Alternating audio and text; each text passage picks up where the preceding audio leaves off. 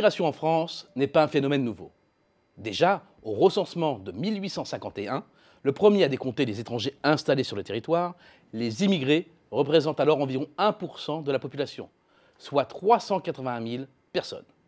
Ce sont des Belges pour plus d'un tiers, des Italiens pour 16,5% et des Espagnols dans 8% des cas environ. Mais il y a aussi des Suisses et des Allemands. C'est le fruit d'une longue histoire, commencée au milieu du XVIIIe siècle.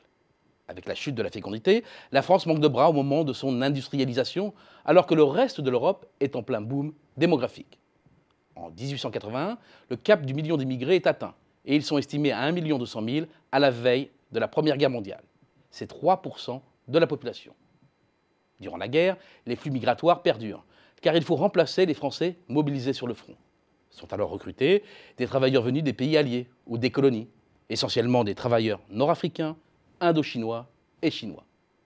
Au lendemain de la Grande Guerre, c'est dans une France à reconstruire, où la population active a perdu 1,4 million de jeunes hommes, que l'État intervient. Des conventions d'immigration sont ainsi signées avec la Pologne, la Tchécoslovaquie et l'Italie. Mais c'est à travers la Société Générale d'Immigration, créée en 1924 par des organismes patronaux, que s'organisent les recrutements. Les migrants viennent notamment d'Europe de l'Est pour travailler dans les exploitations de charbon, de minerais de fer ou de potasse. Comme la France devient aussi, à cette époque, une terre d'asile, l'immigration devient massive. Plus de 2,7 millions d'immigrés, surtout des hommes, sont recensés en 1931. C'est 6,6% de la population. La crise économique des années 30 marque un brutal coup d'arrêt à l'immigration. Des quotas d'ouvriers étrangers sont instaurés dans les entreprises, des retours forcés sont organisés. Et le nombre d'immigrés diminue, même si après 1936, l'afflux massif de réfugiés espagnols compense en partie ces évolutions. Avec la guerre, les départs s'accélèrent et le nombre d'immigrés repasse sous la barre des 2 millions au recensement de 1946. Après la guerre, le manque de bras nécessite de recourir une nouvelle fois à la main-d'œuvre étrangère. L'Office national d'immigration est créé pour recruter des travailleurs étrangers et organiser leur regroupement familial. L'immigration se féminise. L'accélération de l'immigration va alors s'accompagner d'un changement des origines géographiques. Déclin de l'immigration italienne au profit de celle en provenance d'Espagne, qui s'accélère après l'accord franco-espagnol de 1961. C'est ensuite l'arrivée massive de Portugais après 1963 et la signature d'un accord entre la France et le Portugal.